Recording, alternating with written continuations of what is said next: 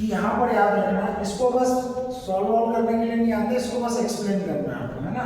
यहाँ पर क्या होगा, जो अभिकर्मक की सांद्रता है ना, अभिकर्मक की सांद्रता जैसे जैसे बढ़ाएंगे, किसको बढ़ा रहे हैं, अभिकर्मक की सांद्रता को, तो दर पर यदि कोई परिवर्तन हो रहा है, जैसे सपोज दैट मैं अभिकर्मक की सांद्रता को बढ़ाते जा रहा हूँ, बढ़ाते जा रहा हूँ, बढ़ाते जा रहा हूँ, पर दर में कोई परिवर्तन हो रहा है क्या, दर किधर दिखेगी, दर किस डायरेक्शन में बढ़ेगी, इस डायरेक्शन, तो दर में कोई परिवर्तन हो रहा है नहीं।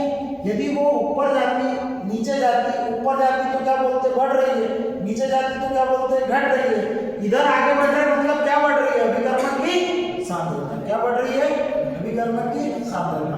अब अभिकर्मक की सांद्रता हम बढ़ाते जा रहे हैं, पर दर पर कोई इफेक्ट आ रहा है क्या, आ रहा है क्या, जब दर पर कोई इफेक्ट ही नहीं आ रहा, इसका मतलब ये अभिक्रिया की कोटि क्या होगी, अभिक्रिया की कोटि क्या होगी, जीरो, क्या होगी, जीरो कोटि की अभिक्रिया होगी, बोले तो शून्य कोटि की अभिक्रिया होगी। आई क्या बात समझ में, पॉइंट क्लियर हो गया।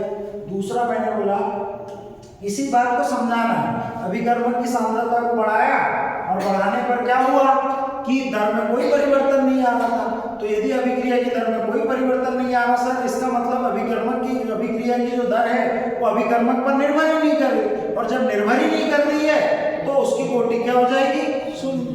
आई बात समझ में। यदि मैंने बोला कि आप अभिकर्मक की सांद्रता को क्या करते हो, बढ़ाते हो, और दर एक नियत वेग से क्या होती है, बढ़ती है, ये कैसा है, नियत वेग, है ना। तो इस स्थिति में जो अभिक्रिया की कोटि होगी, ऑर्डर होगा, वो कितना होगा, 1, मतलब प्रथम कोटि की अभिक्रिया कौन सी हो जाएगी सर, प्रथम कोटि की अभिक्रिया क्या हो जाएगी। यदि हम अभिकर्मक की सांद्रता को क्या कर रहे हैं, बढ़ा रहे हैं, तो दर में एक समान परिवर्तन आ रहा है, तो दर में एक समान परिवर्तन आ रहा है, तो दर में एक समान परिवर्तन आ रहा है। तो ऐसी स्थिति में जो हमको ग्राफ मिलेगा वो कैसा मिलेगा, एक नियत, है ना, तो उसी को कहेंगे क्या, प्रथम कोटि की अभिक्रिया। फिर मैंने बोला बेटा अब यहाँ पर अपन क्या कर रहे हैं, फिर अगेन अभिकर्मक की सांद्रता को क्या कर रहे हैं, बढ़ा रहे हैं, अभिकर्मक की सांद्रता को बढ़ा रहे हैं, और बढ़ा रहे हैं तो ये पहले इधर गया, फिर ऐसा आया, फिर ऐसा गया, फिर ऐसा गया, तो हमने बोला यहाँ पर तो हमको रिलेशन बता ही नहीं पा रहा, कभी घट रही है कभी बढ़ रही है, तो हमको कर्व सही नहीं मिला। अब हमने क्या किया, इस एक्सपेरिमेंट को क्या किया, खत्म किया। अब हमने अभिकर्मक की सांद्रता का क्या कर दिया, वर्ग, क्या कर दिया, वर्ग, और वर्ग करके जितनी सांद्रता बढ़ाई थी अब उसको बढ़ा रहे हैं। तो अब बढ़ा रहे हैं तो बढ़ाते टाइम हमको क्या मिला, फिर से एक नियत वेग, मतलब एक नियत वेग से बढ़ते हुए दिख रही है। इसका मतलब क्या हुआ सर, ऑर्डर कितना हो गया, 2। इसका मतलब ऑर्डर कितना हो गया, 2, मतलब ये कौन से कोटि की अभिक्रिया होगी सर, द्वितीय कोटि की अभिक्रिया। आई क्या बात समझ में। अब मैंने बोला अगेन फिर से एक बार लिया हमने, इधर क्या बढ़ेगी आपकी दर, इधर क्या बढ़ेगा आपका अभिकर्मक की सांद्रता। अब मैंने बोला सर जैसे ही हम अभिकर्मक की सांद्रता बढ़ा रहे नहीं बढ़ रहा, दर में उटपटांग हमको एक सीधा वक्र नहीं मिल रहा, हमने इसका स्क्वायर किया तब भी हमको सीधा वक्र नहीं मिल रहा। अब हमने इसका क्या कर दिया, क्यूब, और जैसे क्यूब किया तो हमको इसका कैसा वक्र मिला, सीधा वक्र मिला, जो एक नियत वेग को दर्शा रहा है।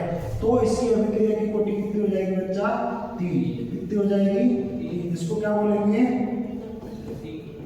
तृतीय कोटि की अभिक्रिया, क्या बोलेंगे बच्चा, तृतीय कोटि की अभिक्रिया। पॉइंट क्लियर हुआ क्या, पॉइंट क्लियर हुआ क्या, कहानी समझ में आई क्या। तो यहाँ पर ये आपका चैप्टर समाप्त होता है।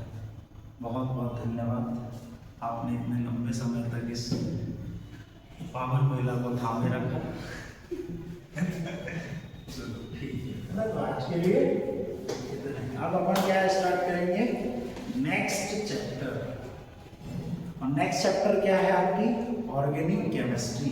और ऑर्गेनिक केमिस्ट्री से पहले अपन सोचते हैं कि लास्ट के जो जैव अणु वाला चैप्टर है वो खत्म कर दें, क्योंकि ऑर्गेनिक में पहले पूरा बेसिक बताना पड़ेगा किसका, ऑर्गेनिक का। ठीक है।